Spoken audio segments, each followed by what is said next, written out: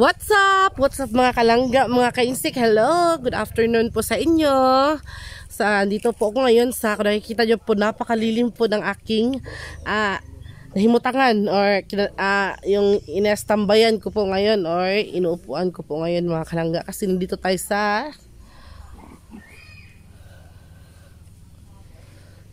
ilalim ng Kaimito mga kalangga, no? So, grabe kainit sa panahon mga kalangga. So, kararating lang po namin mga kalangga, galing kina Ate Cha. So, nag-attend kami doon ng last novena niya mga kalangga para sa kanyang katapusan bitaw. Sa katapusan po niya karon mga kalangga. So, pang 9th novena na niya. So, ito na yung huli na novena niya mga kalangga. Kaya kailangan talaga nating umattend, no? Kahapon yung libing, tapos ngayon ay novena niya. Katapusan na niyang novena mga kalangga. Kaya ayun, pumunta kami doon, kami Papa at ni Insik, para po magdasal para sa kaluluwa ng ating minamahal na Ate Cha mga kalangga, no? So ayun, pagdating namin doon mga kalangga, konti lang yung tao, hindi ka gaya kahapon. Kasi kahapon kasi ay Sunday, tapos libing pa po ni Ate Cha, kaya ayun, marami talagang tao. Pero yung kanina, napapansin po namin, parang kami lang yata yung galing sa malayo, no? Oo, kami lang yata ni Insik at saka ni Papa yung galing sa malayo, kasi yung mga nakipag-novena na nandun sa last na novena ni Ate Cha ring mga kalangga ay ano lang, mga kapitbahay lang nila doon. Siguro yung iba hindi siguro alam na pang 9th niya karon. Baka akala ng iba na kahapon yung libing tsaka tapos, kaya siguro hindi dumating. Tapos yung iba, malayo din po kasi yung ibang mga relatives ni Ate Cha mga kalangga. Kaya ayun, hindi na siguro nakarating. Kahapon na lang siguro sila pinta ba, talagang tinodo na lang nila kahapon yung pakikiramay mga kalangga, no? So ayun, thanks God, gusto na po namin magpasalamat po sa inyong lahat na naintindihan yung aming vlog, yung aming mga kalangga decision na hindi kami mag vlog doon sa ni Ate Cha mga kalangga. Thank you so much for understanding sa amin po sitwasyon, kasi po mahirap po talaga, no, kapag hindi ka nakafocus ba yung kasi pag nagva-vlog ka, iniisip mo yung content mo, yung pagkuha mo sa video, yung mga nakapalibot sa iyo. Kaya ayun, instead of mag-break ka, instead of makiramay ka, is hindi na doon yung focus mo. So parang para sa akin, baliwala yung pakikiramay mga kalangga, no, kung hindi ka nakafocus dun sa pagpipray para sa kaluluwa ng namayapa mga kalangga. So it's my opinion lang naman po, pero sa iba, siguro sa iba yun yung way din po nila. Hindi ko din po sila masisisi or hindi ko din po sila pwedeng pagbawalan, kasi iba-iba tayo ng yung mga kalangga, iba-iba tayo ng way of pagdarasal para sa ating namayapang mahal sa buhay mga kalangga. So yun yung way namin, Insik, talagang napag-usapan namin na ito simula sa pag-start ng novena or simula sa pag-attend natin ng novena na Ate Cha hanggang sa matapos, no, vlog tayo doon sa venue. Siguro dito tayo mag-vlog sa atin for the update, pero doon talaga hindi, walang cellphone. Kaya kahit anong isang video, wala po kaming nakuha doon mga kalangga. Siguro nakita nyo yung mga vlogs namin, mga post namin sa Facebook namin, wala. Talagang words lang talaga, pakikiramay. So yun po, pinagdasal natin sa Ate Cha na sana peace na siya sa nasaan man siya ngayon, no? So ayun mga kalangga, yun nga, pagkatapos ng novena, konti lang yung tao, kami lang yung siguro galing sa malayo ba. Ayun, kahit mahirap ang buhay natin, no, meron tayong konting nabunot, nakapagbigay tayo ng konting abuloy mga kalangga. At ayun, natuwa naman po yung family, para sa family po na naiwan po mga kalangga, kasi marami din pong ginastos, no, maraming gastusin at maraming gagastusin pa, mga babayarin. Hindi kasi madali mga kalangga, no, hindi talaga madali kapag nagkasakit bago mamatay mga kalangga, kasi experience ko po yan. Kung hindi nyo po mamasamain, isi-share ko po sa inyo yung experience ko nung namatay yung father ko. Ano pa lang ako noon, parang 15 or 16 years old pa lang ako noon nung mamatay yung papa ko. Tapos kaming dalawa na lang ni mama ko yung nung naiwan ba, kasi yung ibang kong mga kapatid nag-asawa na. Tapos yung talagang na utang namin doon sa pagpagamot ni papa hanggang doon sa lamay niya, kasi wala naman po kaming mga insurance doon sa isla. Ayun, inutang po talaga namin mga kalangga. Kaya at the age of 15 or 16, nagtrabaho na po ako bilang kasambahay para lang po talagang mabayaran ko yung utang namin nung nagkasakit si papang ko hanggang sa mamatay siya, hanggang sa libing, hanggang doon sa burol, hanggang sa libing nga. Kaya ayun, experience ko po talaga yung mamatay at yung magkautang ba, kasi hindi talaga basta-basta kapag nagkakasakit, lalo na nung matagal, tapos ayun, nawala din. Kaya ayun, naintindihan po namin. Kaya kahit anong hirap naman po sa buhay natin mga kalangga, kahit gaano kaliit na amount, malaking tulong na po yun para sa family ng namatayan. Kaya ayun, nagpasalamat po kami din sa pamilya ni Ate Cha na talagang welcome kami every time na pupunta kami doon. Welcome po kami.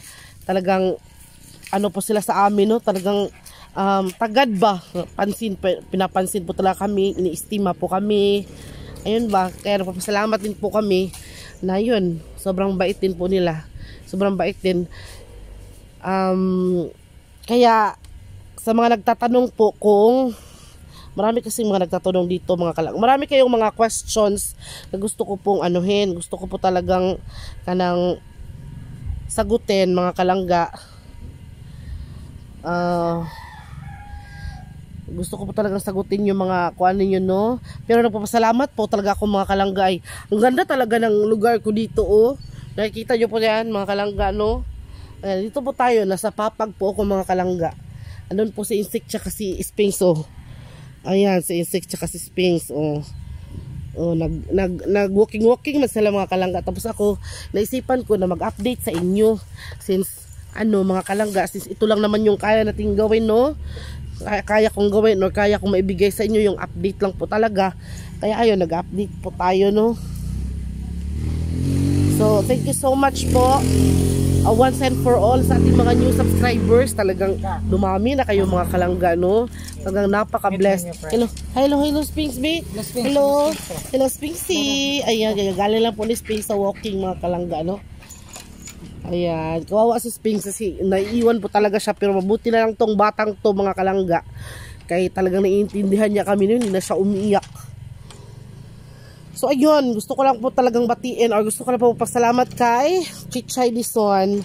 Siya po yung Mami Cha TV. Mami Cha TV po yung kanyang kanyang name sa kanyang YT channel. Mami Cha. Ano ba yun?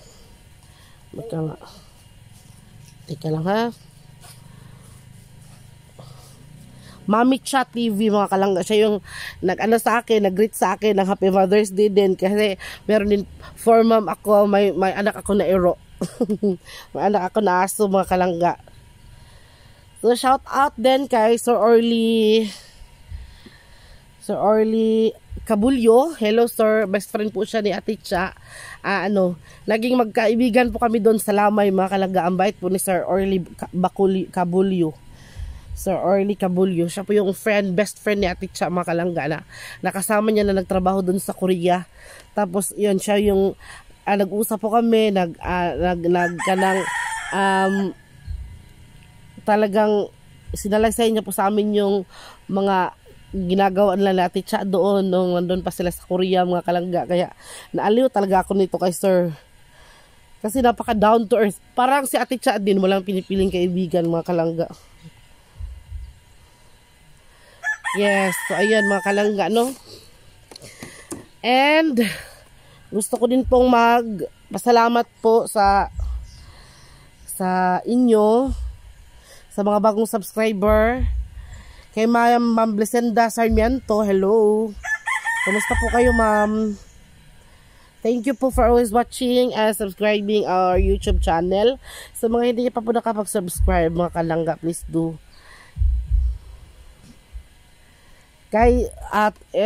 Sabi ni Sir Rupert dito sa isa niyang comment, mga kalangga, kay Sir Rupert Velasco 9776. Rupert Velasco talagang hindi daw po mag-sync in sa kanya yung pagkawala po talaga ni Teacher. So marami po talaga, mga kalangga, na hindi makapaniwala na wala na po talaga ang ating reyna ng South Korea, mga kalangga, na si Teacher Ring. Kaya shout out Rupert Velasco from Bantayan Island, taga-Bantayan dahil si Sir Rupert Velasco, no? And shout out to Wesley lang po yung pangalan, Wesley. And Nor, shout out to Nor. Sino pa ba? Kay Liza, shout out to Ma'am Liza TV. Ano po si Ma'am kanang na-appreciate niya po yung hindi namin pag-vlog. Tapos yung iba daw, yung ano. Ang sagot ko lang po dyan, ma'am, bahala na po sila, ma'am. Kay siguro yung papakita nila ng, yun nga yung sabi ko, yun yung way nila papakita ng pakikiramay sa namatayan. Iba-iba. Iba-iba kasi yung way, ma'am. Mahirap magsalita, ma'am, baka maano na naman tayo ba, no?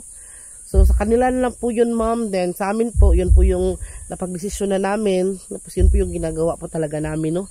So we're so proud, we're so thankful na talagang natapos natin yung last novena ni Ate Cha, mga kalangga, no? So kahit malayo dito po sa amin, mga kalangga, kung alam nyo lang po yung talagang struggle sa biyahe, lalo na kasi tatlo yung pasahero, katatlo kami ni Insik tsaka ni Papa sa iisang motor, mga kalangga. So mabuti na lang po talaga at itong ating driver na si Insik talaga ay super siya kanang fighter kay siya, mga kalangga, kasi kaya yan natin. Kasi mabigat naman ako, mga kalangga. Alam niyo naman po na mataba ako, and mabuti na lang po si Papa ay maliit lang, kaya ayun, na kaya naman ni Insik, mga kalangga, no? So ilang gabi po kaming umuwi ng gabi, talaga na gabi. So talagang pinagdasal lang po namin doon, no, sa Burol Ate Cha, na bigyan kami ng matiwasay na biyahe. Every time na bumiyahe kami pauwi, mga kalangga, kasi alam niyo naman po, di ba, sa kalsada hindi naman natin alam yung mangyayari, di ba, lalo na kapag gabi na talaga, kasi minsan nakauwi kami ng alauna na, inabot kami ng alauna sa kalsada, mga kalangga. Nakakatakot po minsan talaga kasi marami kang naririnig ng mga huni ng mga ibon, mga pagaspas ng mga ibon, kasi makakadaan po kasi kami ng mga mga kalangga, makadaan kasi kami ng ng lasang bitaw sa kagubatan ba, batiag na sige lang, makadaan po kami ng mga kagubatan, mga kalangga, kaya ayun, nakakatakot minsan. Kaya ayun, pinagdasal lang po talaga natin, no, na kanang makatapos lang hanggang sa huling novena ni Ate Cha. Kaya ayun, thankful po tayo kay God na kahit nagkasakit ako, kahit hindi ako mild lang naman yung sakit ko, no, kumpara doon sa ibang pasalamat pa rin ako, kasi kahit may karamdaman ako or kahit I'm not feeling well, talagang nilalaban, no, para lang po talaga doon sa ating kaibigan na namayapa. And para din po sa family, kasi yung family kasi ni Ate Cha, mga kalangga, kung hindi nyo po na itatanong, siguro nasabi ko na to sa last vlog ko, malaking utang na loob din po namin sa kanila. Kasi nung nawala si Mama, nung namatay po ay yung mama ni Insik, dahil po sa sakit na dili, kanang myoma. Sorry. Okay. Ayun, pasensya na po kayo, mga kalangga, no, kaya naubo man ako, inubo ako ba? Hinutoy ako ng ubo. Char. So ayun nga, mga kalangga, asa nagtata? Sa cancer. Ha? Sa cancer? Oo. Yun nga, yung namatay po yung mama ni Insik sa myoma. Doon po ginanap yung burol, doon po sa kapilya nila Ate Cha. Kasi kapag ibinurol po si mama doon sa bukid, nung wala pa kasi kaming bahay dito nun sa dyan sa kilid ng kalsada, kung ibuburol si mama doon sa bukid, talagang malayo. Tapos mahirapan po talaga si mama na ibiyahe namin papuntang bukid talaga, no? Kasi kailangan pa maglakad ng mga halos 2 oras kapag hindi ka talaga masyadong bihasa sa paglalakad sa bukid, mga kalangga. Kaya yun, napag-desisyon ng family, mabuti na lang at si Levi nun at saka si Vi, sila pa nung mga panahon na yun. Okay pa yun. Kaya okay pa sila nun. Kaya ayun, napag-desisyon na doon na lang sa Kapilya, sa Upper La Playa, sa Makaas, gaganapin yung burol. Kaya yun, sandigan namin noon, pamilya ni Ate Cha, lahat ng mga kailangan namin, sila yung tumutulong sa amin, mga kalangga. Kaya talagang hindi namin sila makakalimutan. Kaya ayun, sa nangyari ito kay Ate Cha, talagang hindi din namin sila pinabayaan at hindi din namin sila kinalimutan, no? Talagang binalik namin sa kanila yung kabutihan na binigay na nila sa amin noon. Kaya yun, sinsya na kayo sa boses ko, talagang hindi pa siya okay, mga kalangga. Nag-ano pa ako, nagpapagaling. So naman, medyo okay na naman ako. Yung ilong ko lang talaga at saka yung aking ubo. Paminsan-minsan na lang po, mga kalangga. Kasi wala, uminom po tayo ng gamot, saka inom po tayo ng tubig lagi, mga kalangga, ano? So ayun, teka lang ha.